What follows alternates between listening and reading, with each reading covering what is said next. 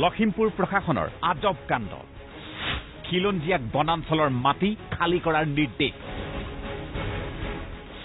কিন্তু বিপৰীতে সন্দেহযুক্ত নাগৰিকলৈ প্ৰশাসনৰ মুকলিৰ দৰত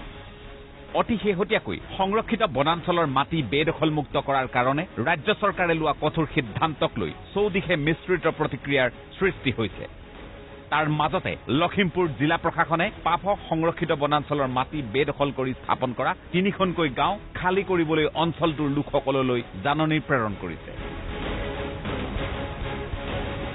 এইখিনিতে উল্লেখ কৰা ভাল হ'ব যে এইসকল বানভগনীয়া খিলঞ্জীয়া লোকে 1948 চন মানৰ পৰাই পাভ সংৰক্ষিত বনাঞ্চলৰ অধীনৰ এই অঞ্চলসমূহত মৰদপুৰ কৈবৰ্ত ধৰ্মপুৰ আৰু ললিতী চেঙামাৰী নামৰ তিনিখনকৈ গাঁও স্থাপন কৰি পুৰুষানুক্ৰমে বসবাস কৰি আহিছে চৰকাৰী তথ্য মতে পাভ সংৰক্ষিত বনাঞ্চলৰ মুঠ মাটিকালি 2900 হেক্টৰ কিন্তু এই সংৰক্ষিত বনাঞ্চলখনৰ কোনো চিন মুকাম আজিৰ তাৰিখত আপুনি দেখিবলৈ নাপাব কাৰণ এই বনাঞ্চলৰ 70% মাটি সন্দেহযুক্ত একাংশ নাগৰিকে বেদখল কৰিছে বাকি 30% মাটিত খিলঞ্জীয়া বানভগনীয়াই বসতি স্থাপন কৰিছে কিন্তু এই 70% সন্দেহযুক্ত নাগৰিকক বনাঞ্চলৰ মাটি খালী কৰাৰ বাবে কোনো জাননী প্ৰেৰণ নকৰি কেৱল খিলঞ্জীয়া গাঁও তিনিখন উচ্ছেদ কৰিবলৈ লখিমপুৰ প্ৰশাসনে সিদ্ধান্ত গ্ৰহণ কৰাত ৰাইজৰ চকু কপালত উঠিছে প্ৰশাসনৰ নিৰ্দেশ অহা 2 ডিচেম্বৰৰ ভিতৰত খালী হ'ব লাগিব এই তিনিওখন খিলঞ্জীয়াৰ গাঁও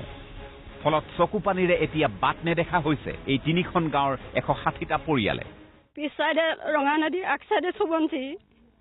গৰা খহনীয়াত আমি গৈ পেলাই আলিৰ ওপৰত আছোগে এতিয়া চৰকাৰে ঘৰ ভাঙি আমাক খেদিবলৈ বিচাৰিছে আমি কলৈ যাম যাবলৈ ৰাস্তা পদূলি ঘৰ দুৱাৰ যাবলৈ জেগা নাই আমি গোটেই গাঁৱৰ ৰাইজ লাইন পাতি দিম চৰকাৰে আমাক গুলিয়াই মাৰি দিব আমি এতিয়া ক'ত গৈ থাকিম সুবিধা নাই ল'ৰা ছোৱালী লৈ হয় পুনৰ সংস্থাপন যদি এওঁলোকক দিয়া নহয় তেন্তে এইসকল লোকক ঠাইতে গুলিয়াই মৰাৰ আহ্বান অঞ্চলবাসীৰ ফালে পানীয়ে খেদে ইফালে নদী দুইখন নদীয়ে আমাক পানীয়ে পায় গতিকে আমি ক'ত যাম আমাক খেদাৰ আগত তেওঁলোকে আমাক সংস্থাপন এটা দিয়ক নাইবা আমাক গোটেই ৰাইজক গুলিয়াই মৰাটোৱে আমি বিচাৰোঁ পৰিৱৰ্তনকামী চৰকাৰৰ এনে খিলঞ্জীয়া বিৰোধী স্থিতিত হতভম্ব লোকৰ চৰকাৰক হাওপাত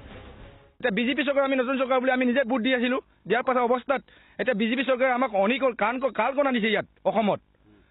অসমখন জ্বলাই দিব এতিয়া বিজেপি চৰকাৰ কবলত পৰিছে একদম গৰাকণেত পৰিছে সিহঁতে এতিয়া একদম বিজেপি অৱদান হৈ থাকিব এবাৰ ইয়াৰ মাজতে এই লোকসকলৰ স্পষ্ট মত প্ৰথমে এওঁলোকৰ বাবে সংস্থাপনৰ দিহা কৰক চৰকাৰে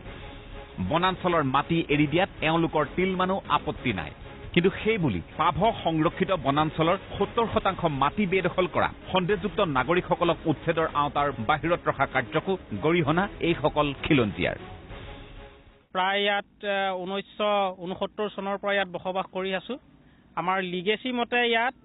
1951 চনৰ লিগেসি ডাটা আমাৰ ইয়াতে ওলাইছে আৰু 1971 চনৰ লিগেসি ডাটা আমাৰ ইয়াতে ওলাইছে আৰু 91ত আমাৰ বিল্ডিং আৰু স্কুল হৈছে আৰু আমি ইয়াতে